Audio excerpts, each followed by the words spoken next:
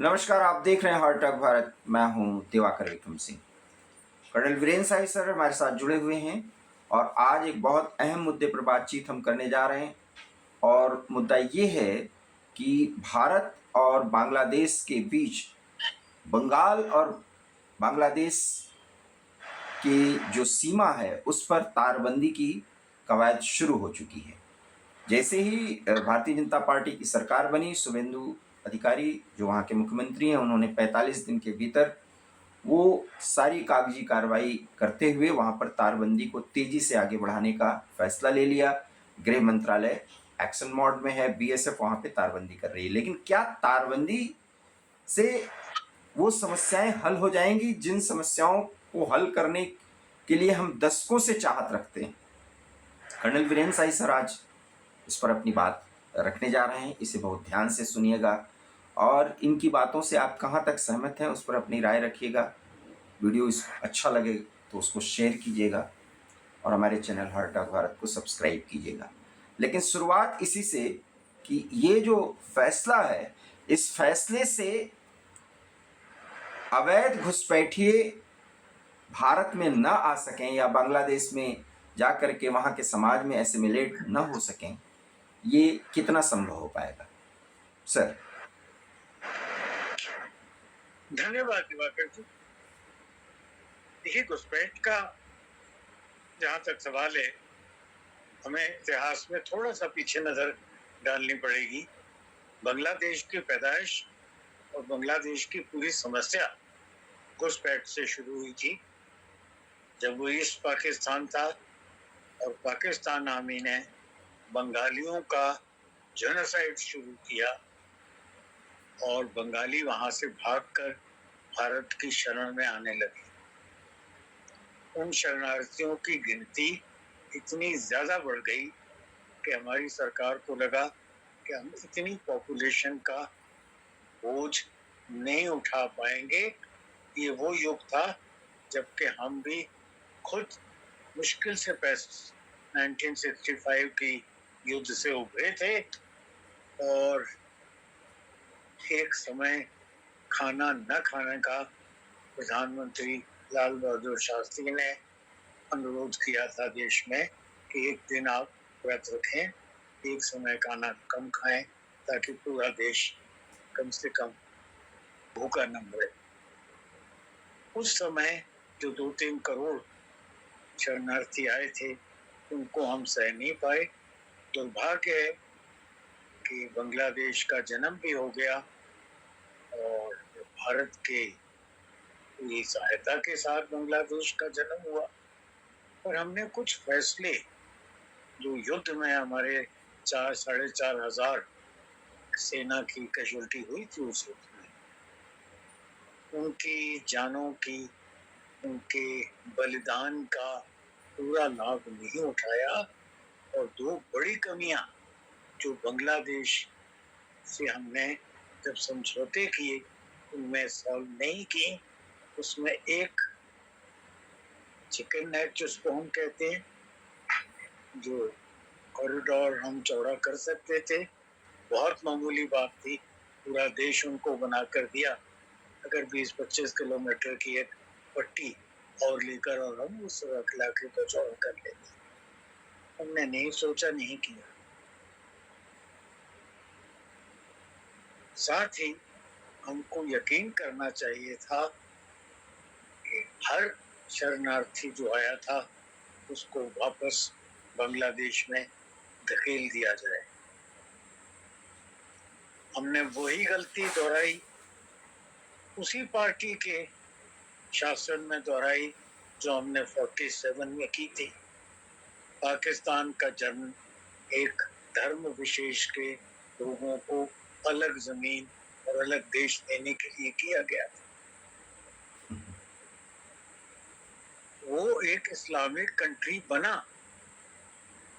उसके बाद क्या लॉजिक थी उनकी इतनी बड़ी 5-6 करोड़ की आबादी को यहाँ रोक लेने की, जो उसी पार्टी ने किया जिस पार्टी ने बांग्लादेश को आजादी दिलाकर नया देश बनाकर सिर्फ बंगालियों के लिए बनाकर भी उनके पूरे शरणार्थियों को वापस नहीं किया। लम्हों ने की खता और सदियों ने कीमत चुकाई। ये 2 बार हमने अपनी डेमोग्राफी के हिसाब से साबित किया है।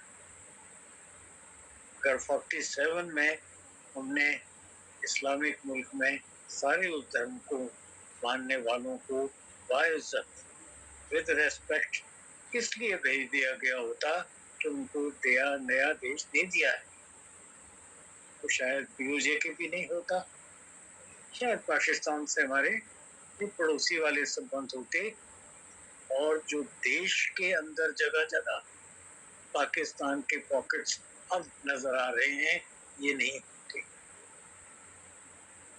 वही गलती हमने फिर दोहराई 71 में,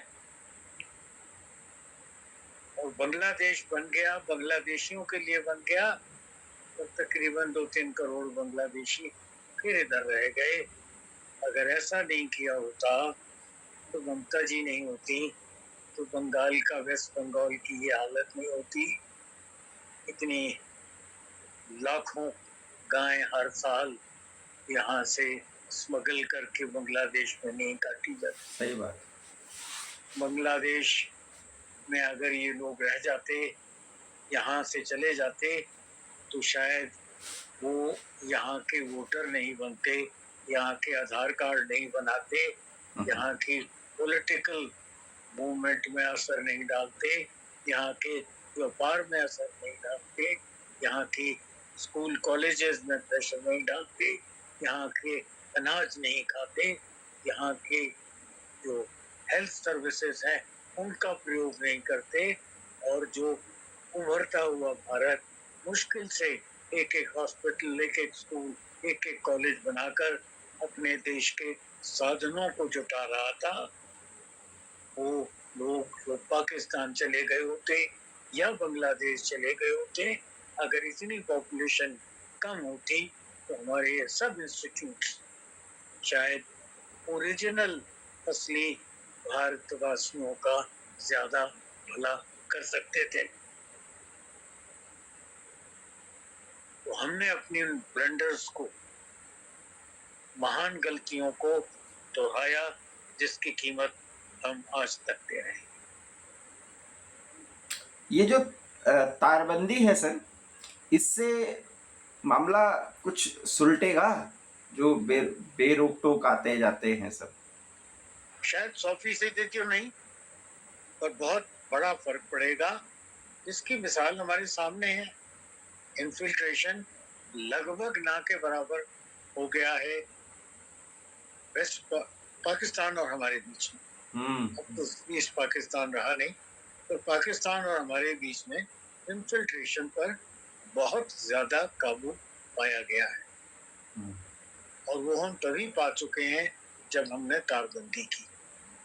इसी तरह की तारबंदी वहां हो जाने से अवश्य पड़ेगा। पर आप जब तारबंदी की बात कर रहे हैं तो हमें भूलना नहीं चाहिए कि किस जोर शोर से बांग्लादेश ने तारों को उखाड़ने का एक मुहिम चलाया, और किस तरह से अब तो वो यूनाइटेड नेशंस में गए हैं ये मुद्दा लेके कि भारत को तारबंदी से रोका जाए, मतलब हमें इन्फिल्ट्रेशन का और स्मगलिंग का रास्ता दिया जाए। हाँ, वो लेजिटिमेट तरीका बताते हैं कि ये सब करने से बहुत मुश्किलें आएंगी। वहाँ के जो बॉर्डर सेना है, जो बॉर्डर की रक्षा करती है बांग्लादेश की, बांग्लादेश सिक्योरिटी फोर्स के लोग, जी जी, बांग्लादेशी गार्ड, बांग्लादेशी गार्ड, वो तो बाकायदा उनके अधिकारी जो है कई जगह लड़ते देखे गए, उसके विजुअल्स हैं। तो ये सब तो उनकी बड़ी रणनीति है। वहां पर तो सर बड़ी मुश्किलें हैं, लेकिन जो मुश्किलें आएंगी कि पूरी तारबंदी हो जाए। सबसे बड़ी बात है कि भारत और बांग्लादेश के बीच कुछ जगह तो इतने नजदीकी मामले हैं कि वो पूरा वो सुरंग भी बना दिया गया है, सालों से चल रहा है। उन सब नहीं, वो थोड़ी आबादी पीछे हटानी पड़ेगी। हम अपनी तरफ की हटाएंगे, उनकी तरफ जब उनको यहाँ से आना दाना पानी स्मगलिंग की हुई गाय खाने को नहीं मिलेगी, हम्म वो अपने आप हट जाएंगे। और जब बॉर्डर पर थोड़ी बहुत फायरिंग इधर उधर होती है तो जान सबको प्यारी होती है। हम्म अपनी तरफ के लोगों को हम समझा बुझाकर पीछे ला सकते हैं, बाई ऑर्डर भी ला सकते हैं। एक सेफ जोन बनाया जा सकता है, एक बफर जोन बनाया जा सकता है हमारी ओर, और एक बफर जोन क्रिएट किया जा सकता है उनकी ओर। हम्म।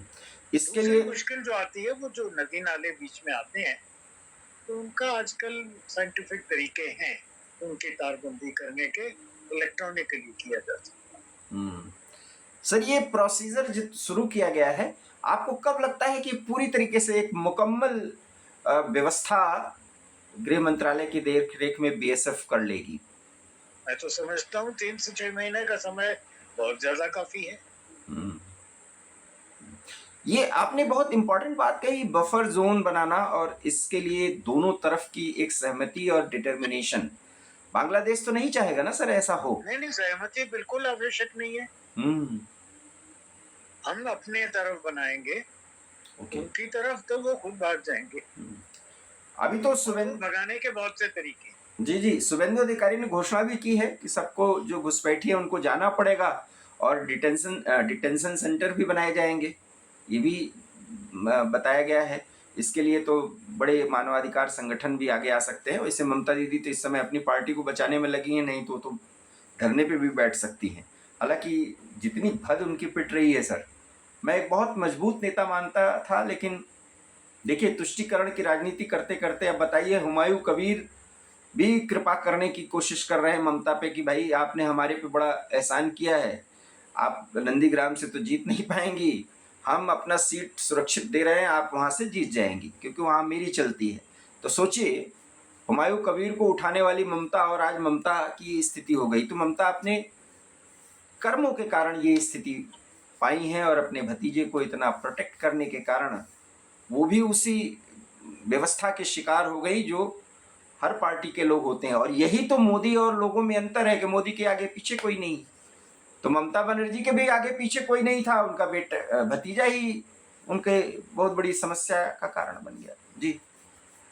मैं दोनों चीजें कवर करूंगा दिवाकर जी। पहले डिटेंशन सेंटर बनाए जा रहे हैं, अच्छी बात है, पर मैं समझता हूँ ये डिटेंशन सेंटर अगर बॉर्डर के पार बनाए जाए तो ज्यादा अच्छा है। धकेल दो इनको, हम क्यों इनको रखकर राशन खिलाना चाहते हैं? सही बात। उसके लिए शायद कुछ सख्ती के कदम, थोड़ी मारपीट, थोड़ा डंडा प्रयोग में लाना पड़ेगा। करण सर, और अगर एक बड़ा बीच में आते हैं तो शायद उनके ऊपर भी भयबन प्रीत न हुई गोसाई, उनको भी थोड़ा सा प्रसाद अगर देना पड़े तो कोई बड़ी बात नहीं है। तो मेरे विचार से इन कैंप्स को इस तरह से बनाया जाना चाहिए कि ये सरहद के उस पार बने, और जब वो भूखे रहेंगे तो वो अपने आप अपनी देश की तरफ भागेंगे। करण सर, एक बड़ा इम्पोर्टेंट और बहुत उन्हें राशन मिलता रहेगा हमारे कैंप में, वो सालों साल हमारे कैंप्स में रहना चाहेंगे।